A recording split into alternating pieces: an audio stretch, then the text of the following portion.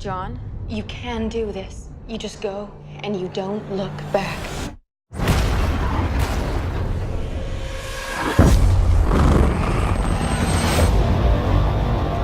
My whole life, I prepared my son to lead humanity in the fight against the machines.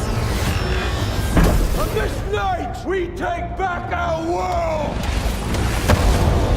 But there was one thing I could never prepare him for.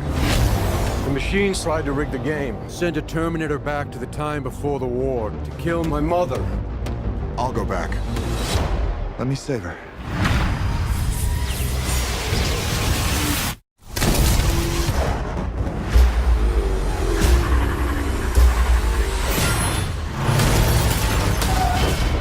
Come with me if you want to live. Kyle Reese? You know who I am? We've been prepping for you to arrive for over a decade. The Terminator. It is nice to meet you. I've been trying to teach him to blend in. I know it needs work. John, Hi, Mom. how can you be here? What are you doing? John!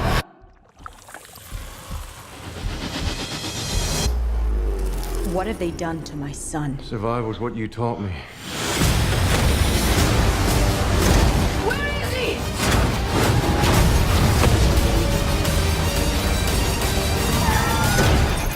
Get out. I'm not machine. Not man. I'm more. I can't leave him. Whatever they did to John, we need to reverse it. Everything's changed. We are humanity's last hope. Load up. I've been waiting for you.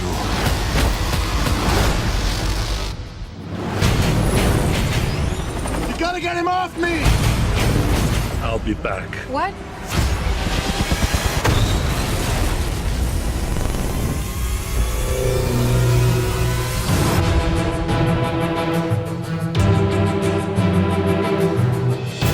Welcome in, everybody, to another episode of That Movie Show. Mike Wendt and Eddie McCabe.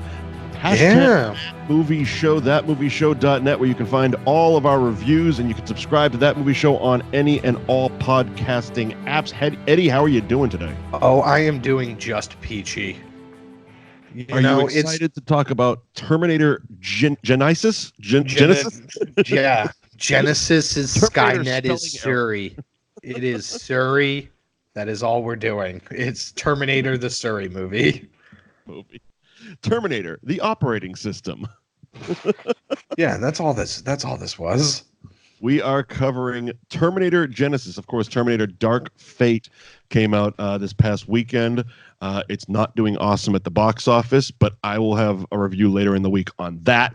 But we decided because, and when I told a couple of people that were messaging on Facebook, they're like, oh, you should do Terminator 2 or the first one, because, those are the good ones. Yeah. I had to explain, we have more fun reviewing shit.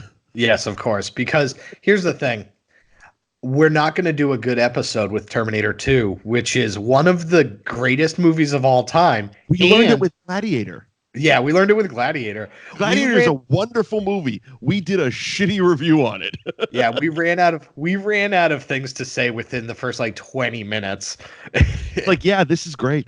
Yeah, everything about this is great. It's not a great multiple watch movie, and that's about the only bad thing I can say about it. Which T2 is, though. T2 I can watch all the time. But what is it? Oh, remember that time that Arnold beat up those bikers in that bar? That was awesome. It was awesome. Oh, remember that time that Arnold Schwarzenegger came down that hall with a box of roses and you thought he was the bad guy, but it turns out that he was the good guy? Oh, that was awesome. Yeah, but that only works on the first watch. Yeah, that only works on the first watch. Yeah, because yes. Remember that time that Sarah Connor was just another badass in that mental hospital? That was awesome. That was awesome. Remember that time that Terminator was liquid metal and everybody was like, oh my God, the CGI still holds up even in 2019? Yeah, that was awesome. Cool. Which brings us to Terminator Genisys, because liquid metal CGI, which they mastered in 1997? Yeah. Oh, It's okay in 2000 and 15. Let me see here. Anyway, Terminator Genisys. Genisys? Genosis. Genosis? Yeah, it was so. We'll get to it, but the fact that kid rips open that birthday present and it says Genesis, all I could think of was a Sega. Why did they spell it wrong? Yeah, it was like, I've actually been researching all day today and not found a single reason. And someone online, dude, it's not spelled wrong. It's spelled creatively. I'll go fuck yourself. It's spelled wrong. Genesis was released, let's see, July 1st, 2015. Had a budget of $155 to $158 million.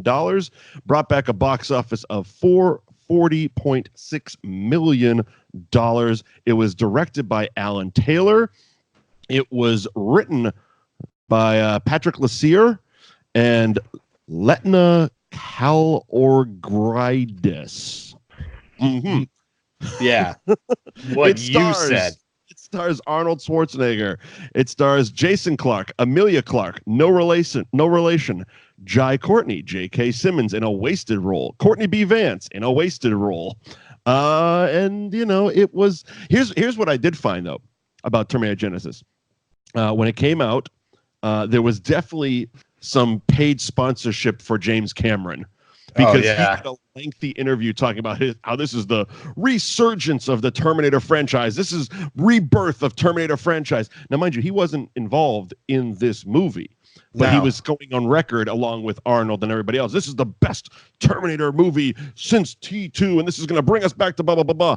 Well, fun fact about James Cameron, he was hoping this would fail because if this failed, it meant that 2 proposed sequels for Terminator Genisys would and did get canceled. Therefore, the rights to Terminator reverted back to James Cameron, and we now have Terminator Dark Fate, which is a much better movie despite what the box office is telling you.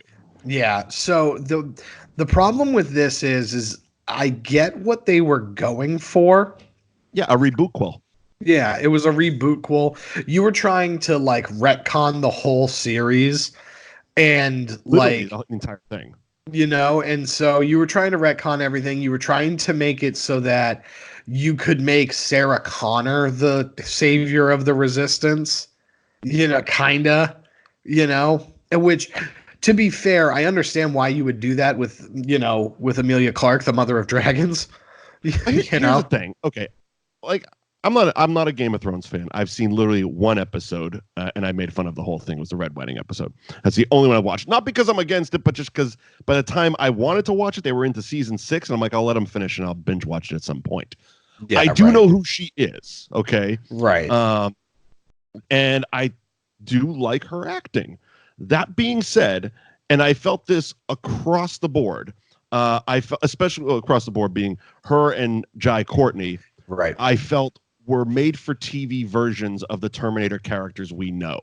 He was a made for TV Michael Biehn. She was a made for TV Linda Hamilton. That's what I kept feeling. And it's like, and they just got Arnold because paychecks. I felt the exact same way. Watching this entire movie, I kept thinking to myself, there is so much here, and you're trying to throw so many things at me. This would be better as like an FX TV show. Yeah. I mean, and also the fact that it was PG-13, it was basically like, what if Lifetime got a hold of the Terminator rights and decided to make a movie of it? Yeah. One of those made-for-TV Lifetime movies. Here's some people you kind of know and recognize if you watch Game of Thrones and whatever Jai Courtney has been in. But he's like a bootleg Sam Worthington who was in the one before this one. Yeah, right. Which is a bad movie. That movie's so bad. So I hadn't seen this one. This is the only Terminator that I haven't seen. And so, everything, I was going into this with fresh eyes. Sure. I would have been so mad if we did Salvation because one of my big problems with trailers and why I'm really glad that we've kind of gone in the movie watching zeitgeist. Trailers have become such a huge deal because back in 2015, they would just show you everything. And in the trailer, they showed you that John Connor is a Terminator. Right. And the villain. Right. And so it's like, you blew your load already, because it's like, oh, I already know you're the bad guy, and so it's like, oh, this isn't fun. No, you know. no. It ruined literally the only surprise in this movie, because the rest of it was just kind of a retcon reboot of 1 and 2. Yeah, it was just this weird mashup of 1 and 2. I also thought it was really fun because I didn't realize Matt Smith was in this movie, and I'm a very big Doctor Who fan. And so they're like Kyle Reese, which I'll say that I was a big fan of this movie for about the first 30 minutes. Okay. Like, I was on board for the first 30 minutes. Matt Smith, I'm trying. He's the doctor, right? He's the doctor. And he's the one that kills He's Skynet. Yeah, so he grabs John Connor as Kyle Reese is going back in time. Yeah, and it was really funny because it's like, that's where I knew that motherfucker from. Okay, because I saw his face, and I didn't remember him as Doctor Who when I saw the movie in theaters, but I remember it's like his face stuck out. I'm like, this motherfucker's going to do something. Yeah, right. They're lingering on this creepy weirdo for way too long. And then watching it today, I'm like, why do I know his face? Okay, he's Doctor Who. Yeah, it was really, really funny because they're like panning across these like extras as they're like, I'm like, Smith, oh, he's gonna do something. Like, why were you in this? If you weren't gonna do something, then sure enough, he like infects him because he's like future Skynet or something. Yeah, this franchise always has had a very, very good. They've done a good job with dealing with time travel, right? Okay, I will let you finish, but here's one of my bigger issues with this movie in general is I forget Salvation, so I'm not going to really comment on it, but this is the only one where the humans play with time travel. Up until this point, it was always sending Terminators through time, and it's like, you can do anything now. Like, once the humans can go through time, you can do anything. Right. The thing with the Terminator franchise that I've always enjoyed is that it's very circular, right? And that's the way that they've presented it, is that Sarah Connor gives birth to John Connor. John Connor kills Skynet. In the final moments, the Terminator gets sent back to kill Sarah and John, and we basically are in this giant loop, right? And in this movie, you're right. The humans now can play with time travel because we go back to 1984. Because Sarah and Pops in this one have Arnold's fucking Terminator has a name in this one. Ish. And they've now built like a DIY fucking time machine so that they can go to 2017, because in there's a bunch of questions that this movie in particular raises that doesn't make sense, or it doesn't answer, because at no point do we ever get the answer as to why Arnold Schwarzenegger's Terminator got sent back to save Sarah Connor at 7 years old. Yeah, I mean, this is something that's a little odd to me, because apparently what this is now saying is Sarah Connor as a little kid, which was always one of those arguments like, okay, so they sent the Terminator back to 84 to kill adult Sarah Connor. Why not just send her back when she was 6? Yeah, right. You know, and couldn't defend herself and couldn't have a savior fucker, because that'd be weird, and couldn't, you know what I mean? Do that, which in this movie, they kind of said that they tried to do, but they also are alluding to the fact that the liquid metal ones existed back in the 70s. Yeah. Well, they're saying that they brought the T-1000 back before then. Yeah. It's really weird. Like, this movie doesn't do a great job of actually, like, it's clearly somebody playing with somebody else's toys. Right. You know what I mean? Like, the synergy and the logic between 1 and 2 is very, very sound. Yeah. Like, it's rock solid. It makes a lot of sense where it's like, look, we only had a couple of shots at this time travel thing, both us and the machines. You know what I mean? So we took our shot, and we we didn't succeed, right? Yeah. This one is so weird because this relationship between Kyle Reese and John Connor is way better than Salvation. Like, that's the one before this. Because it feels more like family. Mm-hmm. You know what I mean? Like, before they get sent back in time, like it feels more family oriented. Mm-hmm. They play so hard on the like John Connor, like Kyle Reese, you have to have sex with Sarah Connor. Like, they care far too much about that aspect of it. It's a little weird. It's weird. It's weird, especially because she knows it has to happen, but it's like, it's weird. But it plays its and it doesn't hand. happen. Right. It doesn't happen. Thanks, PG-13. Yeah, right. It doesn't happen, and like she plays her hand far too soon about the everybody like that I love you, and if I fall in love with you, you're gonna die, and like it's this weird movie where it's like, oh, I already know the end, but we're just playing out the string. Right. And it's just like, and again, I think this movie starts off so strong. Like, I think that it starts off real strong where it's like Kyle Reese coming in, like resetting what's been happening. Like, it's not Sarah Connor's point of view. It's not John Connor's point of view. It's Kyle Reese's, which we hadn't gotten up until this point.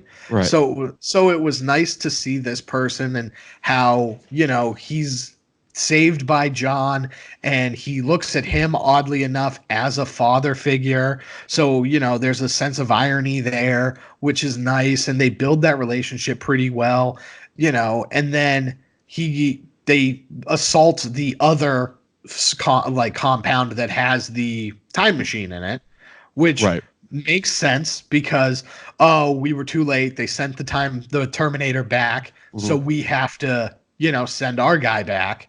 Right. And so, Kyle Reese giving, basically being like, I'm going to do it. I'll do it. Mm-hmm. Again, all of that makes sense. It's something we haven't really seen before. That scene, I watching it this morning, I found really funny because it's like every other guy who was like, I'll do it, looked like the most haggard, homeless dude. It's like, you're not going to want to send that guy back to fuck your mom, dude. You're going to want to send GQ over here back. Yeah, you want to. It doesn't matter that that's Destiny. Those guys look like they haven't bathed in a month. Yeah, look, all these people look like they've seen some shit. And you need to send back this Reese's peanut butter cup. You know what I mean? Send him back there. So you mentioned someone playing with other people's toys. So I was curious what Alan Taylor had directed. Going to his IMDb, he's basically a TV director for hire. He's done a lot of TV. That's why this feels like a TV show. A lot of TV, and Thor: The Dark World. Oh, yes. All of it is making sense now. It all makes a little more sense. Yes. Oddly enough, there was a doctor in that one too. Did he?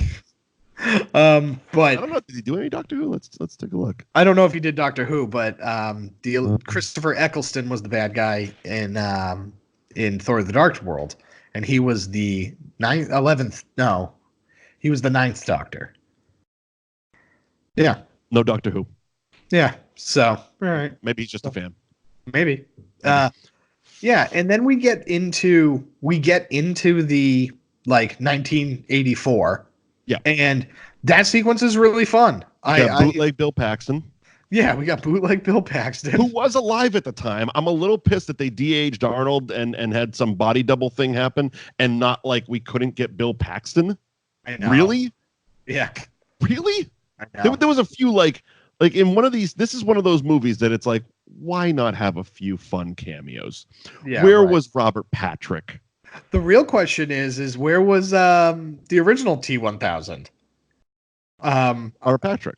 Yeah, Robert Patrick. Yes, yeah. That is. It was funny because when this movie was being made, I found an article that apparently there was like a rumor going around that he had shot like a cameo where he was going to be in the hospital, just kind of like a guy at a desk, hanging out. And I guess Kimmel or somebody brought up to him on one of the late shows, and he's like, "No, they haven't asked." That's terrible because how do you know? Like, get Bill. You literally have Bill Paxton's character. Okay, I get it. You're going to recast the T-1000. It's a reboot. Okay, fine. You know what I mean? Well, but yes you and got no. Bill Paxton's character. Come on. You de-aged Arnold to play Arnold. So, like, you know, you could have done it. You could have done it. It would have been fun. Because I think Byung-Hun Lee did a great job. You know, as pronunciation. As T-1000, but you know, there was no emotional attachment to it. That being said, the sequence was really fun. You know, there was the homeless guy. He steals his pants. There, you know what I mean? Like all that, repeat Terminator stuff. Yeah, Terminator stuff. The right up until Sarah Connor busts through the door with the truck. You know, come with me if you want to live. You know, this movie does a great job of like playing those Terminator hits, you know, but it's like, yeah, okay, cool. And then right then when he gets in the car, from that moment on, this movie nosedives because it lost you basically when Sarah saves Reese. Yes, because all of a sudden Reese just can't accept that Sarah Connor isn't this like weak person that he was like sent back to protect, and has so much of a problem about Arnold Schwarzenegger from Jump Street, even though he doesn't have like any sort of like reason to. Well, okay. Arnold is a Terminator. All this guy knows is that this thing replicates people and kills them. Right. You know, I mean, you saw that they had literally, they had a whole room of Arnold's hanging on meat hooks. Yeah, that's true. You know what I mean? It's like, so they just, you know, they just keep repurposing Arnold's over and over again. So that face that he saw has been killing people he knows for his entire life. So then the question would be, is T2 canon in this? Did you know what I mean? I don't believe any of the Terminators are canon in this. You know what I mean? Like, I believe they tried to completely reboot the entire franchise with this, because this was originally supposed to be a trilogy, right? At least a start of a new trilogy, right? Because it was a splintered timeline or bullshit. That's why you have the Arnold who went back to basically raise Sarah Connor.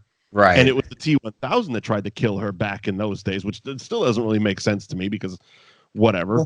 Well, the fact that I'm still living in reality where Terminator 2 was where that technology came to be, and it was already, and Arnold's version was already the older model. But if what this is telling me, even though Arnold keeps saying old, not obsolete throughout the movie, it's like, yeah, but you two were available at the same exact time back in the 70s. So I'm a little confused. Like, it would have been one thing if Arnold was fighting Arnold in the 70s, and it's just like one of them won, and it was the guy who's there to save her, not kill her. You know what I mean? Yeah. Like, if the 84 thing was happening for the first 20 years of Sarah's life, okay. Yeah. But the fact that the T-1000 existed in the 70s bothers me. That it does. Well, and it also bothers me that it's like you made a big deal about how like they erased his memory. Or like they erased for convenience. Yeah, they erased those files for convenience, and it's like, okay, so we need to have a payoff. Like, there needs to be some. And look, here's the thing: I didn't realize, and there obviously wasn't. I didn't realize there was supposed to be 2 sequels. Yeah, but I guarantee you that Kyle Reese and Sarah Connor were supposed to bone, and they were supposed to send back an Arnold, even though I don't know how we do it, because Arnold Schwarzenegger is supposed to be super duper old. So I don't know how we find a young one. Well, I mean, that's why the ending was so important to the sequels, where Arnold gets the upgrade now, because now Arnold's part T-1000 liquid metal. Remember in the end when yes, right, that whole thing, which was like, all right, I see where we're going. Sequel time. Yeah, right. We upgraded Arnold. Right. Yeah. Yeah, cool. Okay. Yeah. It's really sad because Jason Clarke is one of those actors where if Jason Clarke is in it, he's the bad guy. Right. And so I forgot about the trailer. I forgot that he was that, but yeah, as soon as you see him, you're like, yeah, man, this guy's the bad guy. He's always the bad guy. Like, of course he ended up becoming evil John Connor robot. Yeah, I don't know. I don't know. I didn't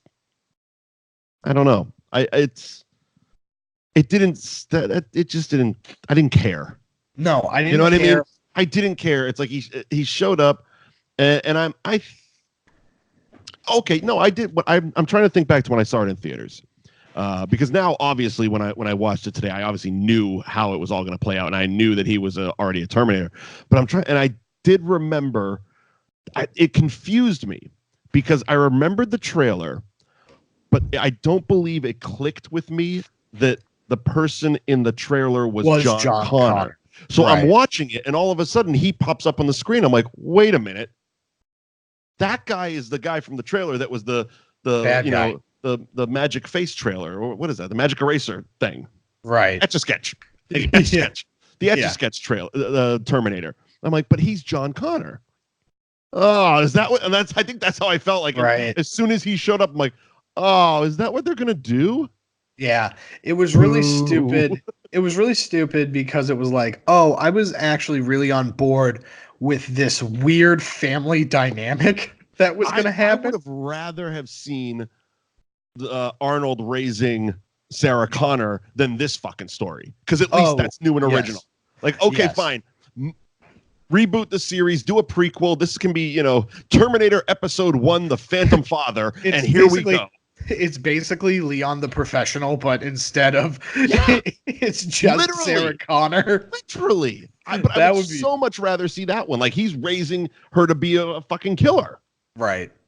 That would have been. And she's kind of training him to be human-ish. Which, okay, a couple of the quips are funny. Yeah. But holy shit. Oh, the Arnold Schwarzenegger's bad in this.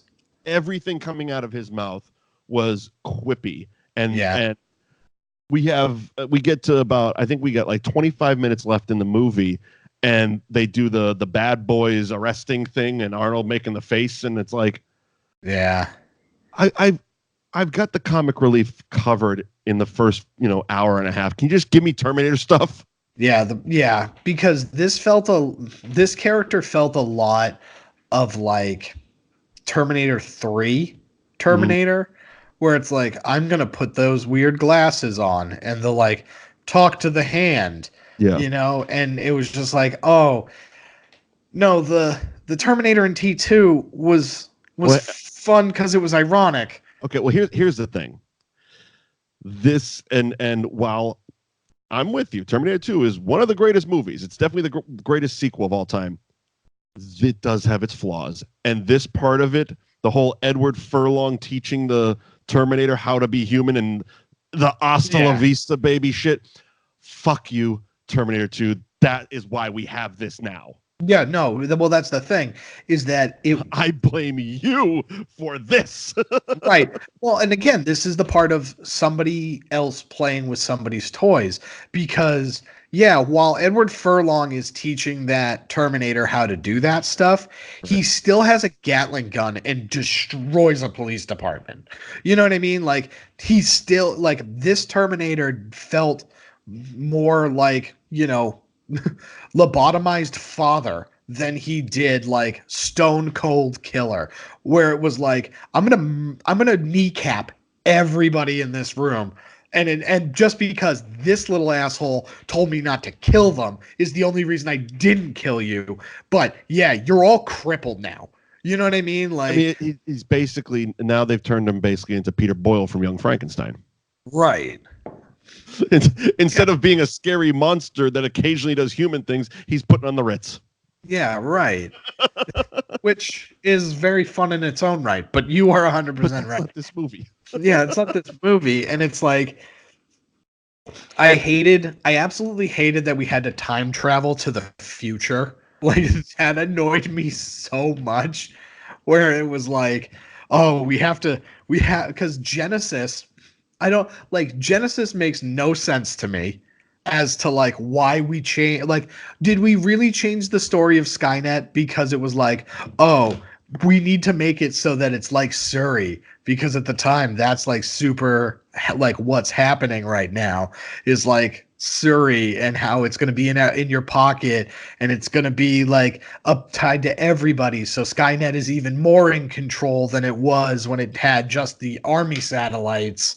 Well, it's also, I mean, it's that part of it is, I mean, a short answer is yes. Yeah. You know, we're shooting a modernized version of Terminator. We're going to have some kind of cell phones and operating systems and all that stuff. And the people from the past aren't going to understand these funky devices that everyone has and you know, all that shit. Also, they needed an excuse for Arnold to wash the, you know, ink out of his hair and be himself for a minute. Which, okay. And again, I'll get into it further in my Dark Fate review, but they like, okay, I get it that they use human tissue. Right. Okay. And they really kind of, it was convenient the way they're like, oh, so human tissue isn't just a disguise for them. It's how they time travel. Yeah. Going back to when I believe it might've been on the radio show, or it must've been on the radio show, where we talked about the Dark Fate trailer, the first Dark Fate trailer, because Arnold had a beard in it. And Terminator's shaving. The hair, okay? And I'll get to when I do my Dark Fate review, I'll talk more about that part of it, the shaving part of it. But they're saying everything that's not covered in human skin gets obliterated in the time travel. Why isn't everybody bald? Yeah, right. They all have hair. And they all show up with hair. I'm sorry, fuck you. Make something. Make a skin cap. You know, go fucking Texas Chainsaw and get a skin cap for him. Oh, sorry, we got to scalp this motherfucker because we got to time travel today. But it's like, you know, okay. I'm going to poke some fucking holes. If you're going to play with time travel and you're going to make rules up just to fit this narrative so that Arnold has to stick around and get old instead of time traveling with them because his arm, you know, the skin on his arm melted off and I guess can grow back. Is that something we established in the old movies? I don't remember. No, because he ripped his arm off in Terminator 2, and I don't remember that shit growing back. But he didn't, you know, it didn't go like 20 years. Either. Yeah. So the thing is that in the first movie, he said it was either one or two. Okay. I think Kyle Reese or Sarah Connor. I think it was Kyle Reese said like it has to be organic matter. Right. So he like generalized it so that it's like, yeah, hair makes sense. Yeah, but it made sense. You know what I mean? Like the machine can't go back on its own, but if it's wrapped in the disguise, because that's all organic material, it can go through. But that's why clothes can't. Okay. You know what I mean? Because I guess unless you were in a fursuit. I don't know.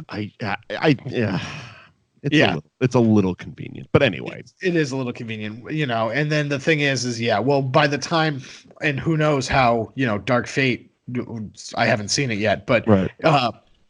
You know, if that is the same T-800 from Terminator 2, it's like, yeah, did his arm grow back? You know what I mean? Like, well, according to Genisys, it can because he couldn't go back, but he can. Because he had to stick around and let his arm grow back, and then he got a job at a fucking power plant until he got laid off, where he was, or a Skynet plant or whatever the fuck. Right. So that he could program all of Sarah Connor's shit into it, so that she could just breeze right through. Because you know, no security checks or anything, I guess. You know, no red flags. You would think, okay, John Connor is now running Skynet. Maybe occasionally Google your mom and see where she's located or where she's registered. And hey, your company's security system has her registered. Maybe delete that shit. Yeah, right. Also maybe not hire the Terminator that's been trying to hunt your family for, you know, generations that you know about because you fucking fought them and you came back in a time machine. What the fuck? Oh yeah. Oh, it doesn't make any sense. Plot holes. Also, we're talking time travel and Back to the Future is on my mind. All these time travel movies about fucking your mom. Oh yeah. Think about it. Yeah. Yep. This guy's sending this guy back to fuck his mom. Marty goes back in time, damn near fucks his mom. Make sure his dad does fuck his mom. It's the same fucking movie. Yeah, you have to preserve the past. It's Back to the Future with an Austrian accent. And more guns. And more guns and less trees. True. Because it goes from the Twin Pines Mall to the Lone Pine Mall. It's funny. I was thinking of, that's the other thing. Like, the Austrian accent. It was something I was thinking about today. Because I can only think of one other actor, and he doesn't really work much. His name is Roland Kickinger. Okay. He was on the very short-lived show Son of the Beach, which was like a spoof on Baywatch. He was the body double in Terminator Genisys for the T-800. Yes. And he played Arnold in a made-for-TV biopic. But he's legit Austrian. He's modeled his life after Arnold. But he's like the only other person I can think of that has Arnold's accent. Right. Almost to the point that like it's almost gotten to the point where I would assume the majority of audiences don't even know it's an Austrian accent. They just think it's Arnold's accent. Oh yeah, 100%. You know what I mean? And why nobody's like, what? Like everybody understands him. He was laying out a shitload of plots in this movie. He had the most dialogue, and nobody was ever like, one more time. Yeah, right. What was that? What was that? Talking about CPU power generators and fucking all that other bullshit. Yeah, it was just everything about it was Big just science words, bitch, in Austrian. Yeah, it's like, no, Arnold, you can't be the driving force of this, right? Like you know, in like pro wrestling factions. Yeah. You know what I mean? Like there's always the big enforcer. Yeah. And that guy never talks. Right. You know what I mean? And it's always the smaller like hype man that's like, you know, would get murdered. Yeah. You know, like that guy's the guy that talks. Right. And like that's what Arnold, again, that's why T2 is better, because Sarah Connor and John Connor are the mouthpieces for this entire situation, and Arnold is just sitting there being intimidating as fuck. Yep. But when he does speak, you know, it's fun. You know what I mean? Because when, you know, this time it's him spouting off, you know, quantum physics and time travel, and then, you know, going in there and, you know, being a, you know, sassy dad. Bitch. Yeah, he's just going in there being a sassy bitch. You know what I mean? It's just like, what are we doing? What are we doing? You know, why are we doing this? And why is, you know why? Because, well, look at the cast. Yeah. Well, it's like, no offense to any of the actors, but come on. Unless you watch a lot of TV, I ain't heard of you motherfuckers. I've heard of this guy. That's the worst part. The worst part is like you wanted to make the Mother of Dragons. You wanted to make her a movie star. You thought you were going to be able to roll this right into, you know, right into movies from Game of Thrones, her popularity, which I don't think is a bad idea, and I don't think it's a bad call. I just think that this isn't the right role for her, you know, because it just... Well, it's not, because it's an iconic role. Right. It's just not going to work. I mean, you know, there was no way this franchise was getting successfully rebooted without Linda Hamilton. Right. Because it was her story. I mean, you look at, and I understand it's many years later, and now that they have adopted that philosophy, but it's like, look at the Halloween series. Right. They were a fucking joke by the point that they wrapped it all up with fucking, I think Busta Rhymes and Tyra Banks were the last one. And now it's like, and now they bring it back, and Laurie Strode comes back, and it's like a real movie. It's not like they're making fun of the thing. And this whole, like, that's why I'm a fan of this type of, I guess, sequel, we can call them, like Dark Fate and The Last Halloween, because wipe out all the shit. Wipe the shit out. You know, look, we all make mistakes. Right. Even big movie studios make mistakes. Admit you made a mistake. Wipe the shit out. Because, and again, it was something I was thinking about this today. We got stuff like now Terminator, Halloween, Star Wars. Yeah. The filmmakers that are doing this are all in their like 30s and 40s. And it's like, these are the people that were really fans of the originals. Right. They grew up on the originals. So now they're taking that love. They've worked into this industry where they're successful filmmakers. And it's like, no, here. Right. And look what's happening. I mean, say what you will about the Star Wars stuff, but shit, man, J.J. Abrams is kicking ass with Force Awakens, and Rise of Skywalker looks phenomenal. The Halloween movies look, and even the Star Treks, because J.J. Abrams did it with Star Treks, and both of those were really good. I didn't see the third one, but I saw the first two, and they were both really good. And that's coming from a guy who's not really a Star Trek fan, right? And you got Tim Miller, who did Deadpool, doing Terminator, and it's like you get. I'm sorry, but again, no offense to what's his name here, fucking Alan Taylor, but he, like I said, he's a TV director for hire. Yeah, well, again, the movie studio probably let's take a look. I'm gonna look at what Arnold was doing at the time. I think he had just come out of quote-unquote retirement. Yeah, right. He had just been, because I forget when he stopped being governor of California, but yeah, it's somewhere around there because he wasn't. He was still a governor when the first Expendables movie came out. Right. I remember that's when it was only a cameo. Right. Right. He could only do, a couple hours one day. Right. And so let's take that was 2010. So okay, yeah, he was out of office by 2012 because he was in the Expendables 2. Yeah, so he was in Expendables 2. Yeah, so he'd been out of office for at least 2-3 years at that point. Right. Depending on when they actually filmed this. It was released in 2015. Right. But even at that point, so yeah, okay, yeah, in 2014 is probably when you shot it, right? Because this is a VFX heavy movie, and so you're shooting it in 2014. His big movies are Sabotage, The Expendables 3 that he did that year, Escape Plan in 2013, right before then. Again, so not a lot of successes. I like Sabotage, but it wasn't a successful movie. Right. But again, he's trying, I can see that the thought process is like, okay, I'm going to relaunch one of my franchises to get back into this. Oh, I get why he did it. And of course, like I said, the Paramount, who now had the rights to Terminator, needed to make these so that the rights wouldn't revert back to James Cameron. They wanted to keep it. They probably, I don't know how much they paid for the rights or however they acquired them, but they wanted to keep them. That's why they planned out sequels immediately. Right. It just, nobody responded. Critics didn't respond. People didn't go out to see it. I mean, I know it made $400 million, but compared to what they wanted, I mean, they're calling this current one, Dark Fate, like a failure. It's only been out for a day and a half. Yeah, something like that. And it's like, I'm not sure exactly what it's made so far, but yeah. I think weekend. Yeah. But like every article, every review that I've seen for Dark Fate, the headline reads, Terminator franchise dead. Yeah. Because of this opening weekend. And it's like, what the I can't imagine that, because again, I'll get into it deeper when I talk about it, but it's like, it's actually a decent Terminator movie. It beat Joker.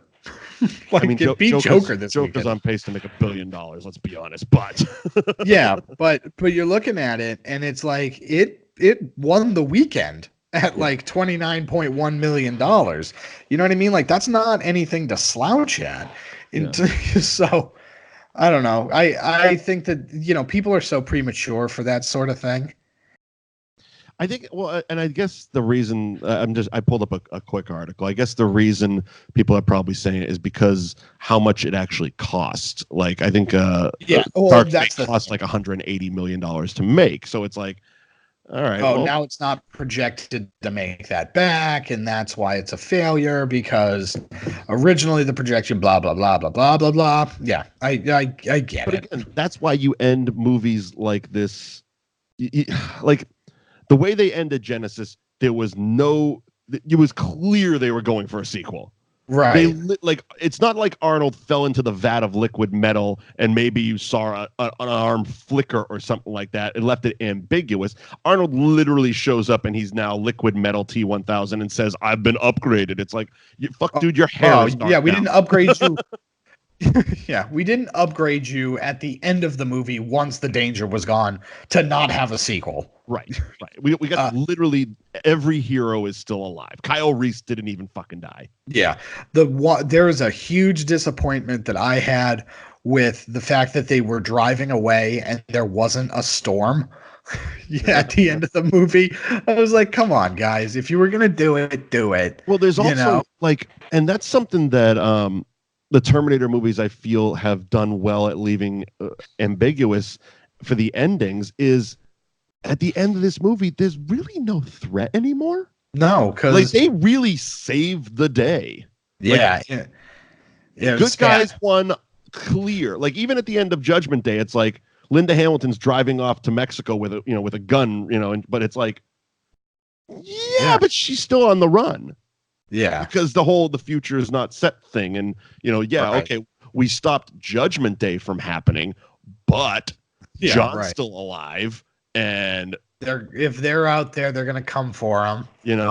So we melted Arnold down, but who knows what's left behind. I mean, that liquid guy was bleeding all over the place. Yeah, right. Liquid figure shit out. You know what I mean? They could scoop up some of his parts and be like, all right, let's just put this goo into a computer and figure it out. Well, that was the one thing I did like about 3.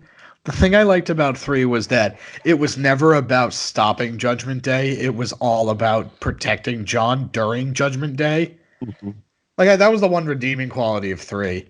The fact that you killed Linda Hamilton off screen was maddening. And I'm really glad that we are not doing that. Yeah, there wasn't. Yeah, I was looking at that cast. Because I couldn't remember. Nick Stahl was fucking John Connor. He was terrible. Yeah, he was terrible. Like that was not a good movie. I don't know why. You can't tell me that Edward Furlong was busy. He might be on drugs. I don't know. I was gonna say he might have been in his 47th rehab stint. So who the hell knows? Yeah. So here's another thing about this movie, just talking about casting. So they got J.K. Simmons, right? Which was a shining light of this movie, by the way, because he was, as I did research, almost everything he said was improvised. Yeah, of course, because he is him and Sam Rockwell are two shining lights of this acting generation. Seriously. But, so J.K. Simmons, and he's playing the cop that Sarah basically saves in the clothing store when she gets Reese. He's not playing the doctor from T2? No, he is not. How the fuck did that happen? They're literally the same person. Oh, yeah. And he has all the same fucking stories. And I remember, I think I watched it today. I think today was the first time I made the connection that he was actually a cop, even though they say it, because they kind of said it very fast. I guarantee you when I was in the theater, because I think I even told my brother coming out of the theater, I'm like, it was really cool that they had J.K. Simmons playing that doctor from T2. Because the way he talks, he's like, you haven't aged in 30 years. And you say, because he says, you saved me. And she was there in the hospital. Yeah, right. Yeah. But the problem with that is that they were never in the hospital. I know. Yeah. It's like, come on. Fuck. So, yeah. Fucking movies. Yeah, fucking movies, man. The fact that this movie ties up in such a nice bow just proves that you don't understand the franchise. Like, you don't understand Terminator. The whole thing, your entire movie is about how, like, what is, the difference between like fate and choice. Right. You know what I mean? And how you deal with that and how you cope with that. And it's like, oh, we finally broke out of it. And now we're all going to be a happy family with our giant lurch robot. Well, and I guess that's the ultimate problem. Like I said, there's no threat at the end. There's not even a glimmer of a threat. Like nothing. Like you blew everything up. Even if you had like Doctor Who play a new hologram, because by the way, way to rip off Resident Evil, motherfuckers. Oh, I know. I mean, really? So we have an operating system that's basically going through puberty for the last 20 minutes of the movie. Yeah, which is weird. I'm becoming Skynet. Yeah. Are you? What? Are you? John Connor told me everything, and it's just like, okay. So here, this would have made me a little bit happier. Like, it would have at least given hope for a sequel that has some type of conflict. So, just one person's phone. Maybe it's Miles Dyson's kid. Yeah. His phone just blips on Genisys at the very last thing. Yeah, right. Because Miles Dyson and his kid were basically the ones that helped create it. Right. Even though they allowed John Connor to put code in that they didn't understand. Yeah, right. But even if it was that, even if it's it's very nitpicky, but like you see like one phone pop up Genisys, even if it says like beta on it or some weird shit like that. Something it's like, stupid. there you go.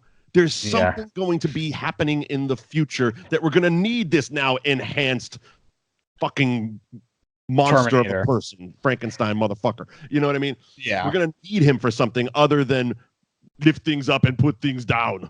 Right. It was weird because Matt Smith also, when there was that like conversation with John Connor in the future, like he doesn't explain that he's actually Skynet. Like he doesn't explain what he is. He who? Matt Smith. Oh, I think he's one of the new Terminator things that he is whatever they turn John Connor into. Like John Connor is what, like the T-3000 or some shit. So he's one of those. So he's like the new type of Terminator, because when he grabs him, it does that, like his hand like glows like on fire or something that John did a couple times when he did that shit. So it's like I didn't need much explanation. I don't think there's Skynet. Yeah, it's just it was weird. Maybe a little Hail Hydra. Maybe like that. Yeah, right. I got you, bro. Little Hail Hydra would have helped, Oh, fuck, man. Yeah. Is that Terminator Genisys? That's Terminator Genisys. You see, it was more fun. Oh God, I hated. Here's the thing. Maybe someday we'll poke holes in Terminator 2, but this, come on. I think I liked this more than the other one there with Christian Bale. I think I liked this one a little bit more, but it's not a good movie. Well, that one I only half count as a Terminator movie anyway. First of all, I have my own problems with McG and his fucking stupid name. But the fact that Arnold's Terminator thing was only in it for like 3.5 seconds and it wasn't even Arnold. Yeah. No. Yeah. Fuck you. Yeah. Yes. I'm sorry. There is no Terminator movies without Arnold Schwarzenegger. That's just a rule. I reject your fate and I reject your reality and substitute my own. It's just a rule. It's like having, which I was looking through Jai Courtney's IMDb. Captain Apparently Boomerang? he played John McClane's kid in the shitty Die Hard sequel that was PG-13. You see what happens? You put Jai Courtney in a PG-13 rating on a fucking awesome franchise, it goes to shit. Yeah, you're right. That's shit. That's why the only good Die Hard movies are Die Hard, Die Harder, Die Hard with a Vengeance, and Last Boy Scout. Go fuck yourselves. And that's Terminator Genisys. Terminator Genisys. Coming up next week, Dr. Sleep is hitting theaters, so we are going to spend about 6.5 hours watching the fucking Shining miniseries. Stephen King hated the Shining movie so much that he decided to make a 6-hour miniseries starring Anthony Michael Hall, Steven Weber, and Rebecca De Mornay. It's gonna be rough. Shit's gonna be brutal. But I did find it. I know I sent you a link to it with the original commercials from 1997. No fast forwarding. Sit there for 6 hours. This is your full-time job now. Yes. I can't wait. Oh fuck. Do you got anything coming up for Eddie's Entertainment? Yeah, I got a couple of things. I just recently saw Jojo Rabbit. Like Wakiti. Yeah, and it was absolutely fantastic. So look for a review on that. And then this coming Friday, I will be seeing Jay and Silent Bob Reboot with a talk. It's the road show with Muse and Smith. So I will bring a microphone or something just in case. Yeah, it'll be the whole thing. So I'm really excited. Right. Well, let's try to get a Kevin Smith interview on here. Yeah, I'm gonna try. There you go. All right. For movies with Mike, I have Terminator Dark Fate coming up, and possibly later in the week, Super Size Me 2. He did a fried chicken fast food thing, and since I've been kind of oddly on the fast food taste Binge. testing thing on Wicked Bites for some reason. We've been doing that. We did the Impossible Whopper. We did KFC's new flavors of wings. Yeah, now I'm just going to pick all that shit apart. Fun. If it was good enough for South Park to skewer them, it's good enough for that movie show to skewer them. Fair Thank you for tuning in to another episode of That Movie Show. Please subscribe to the podcast on any and all podcasting apps. Tell your friends to subscribe. It's under That Movie Show. You can go to thatmovieshow.net to find our reviews and links to where you can subscribe to the podcast. Facebook.com/thatmovieshowtv, where we also have our videos and we share all kinds of fun, different movie stuff, and you can interact with us. The radio show is on Saturday mornings at 9 a.m. on North Shore 104.9 in Boston, and then at 9:30 it hits the audio feed, which is another reason to subscribe. Social media, at Mike Wendt, at the Eddie McCabe, hashtag That Movie Show. Let us know what you want us to review. We got our 2-year anniversary coming up in a couple of weeks. Yeah. So we're going to have a poll coming up. We're going to give you 4 choices of movies to pick what we will review for the 2nd anniversary of That Movie Show.